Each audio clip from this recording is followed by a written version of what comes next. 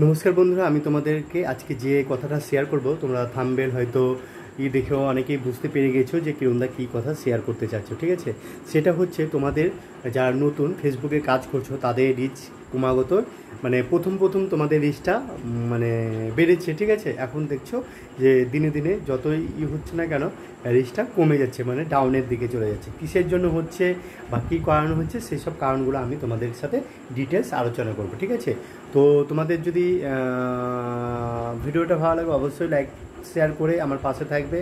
আর যদি যারা যারা নতুন তারা অবশ্যই চ্যানেলটাকে সাবস্ক্রাইব করে আমার পাশে থাকবে।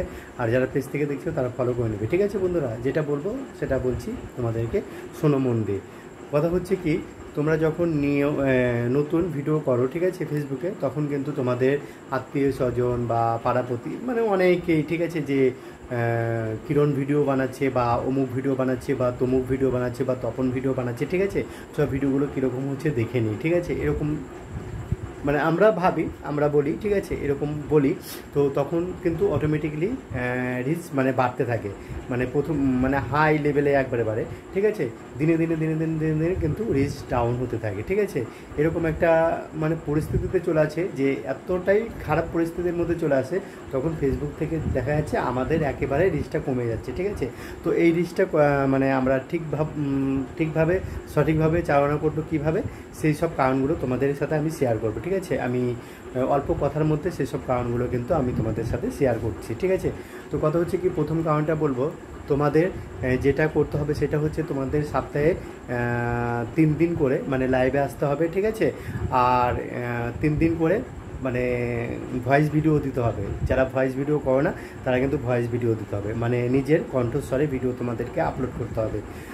4 হচ্ছে দুই হচ্ছে তোমরা কি করবে, তোমরা যে টাইমে মানে অ্যাক্টিভ থাকে মানে আমাদের কি বলবো সব মানে ভিউয়ার্সরা, ঠিক আছে সেই টাইম তোমাদেরকে মেনটেন্স করে কিন্তু ভিডিও আপলোড করতে হবে।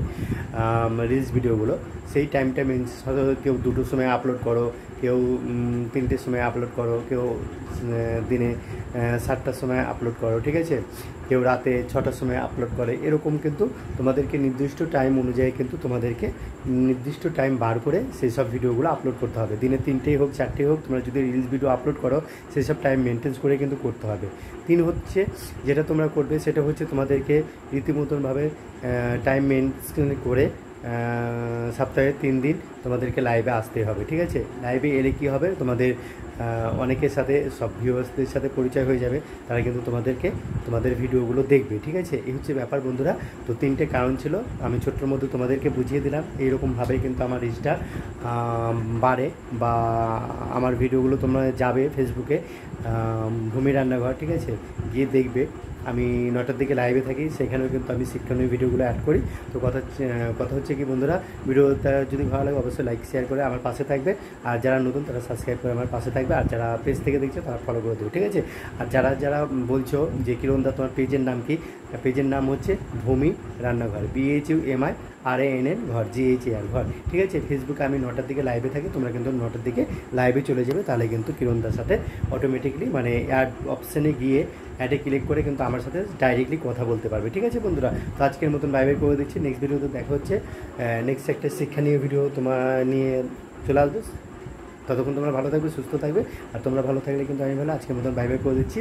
তো যে কথাগুলো বললাম সেই সব কথাগুলো তোমরা মাথায় রাখবে, মাথায় রেখে কাজ করবে, দেখবি অটোমেটিকলি তোমরা একটা ভালো পজিশানে চলে যাচ্ছ। ওকে বন্ধুরা, বাই বাই।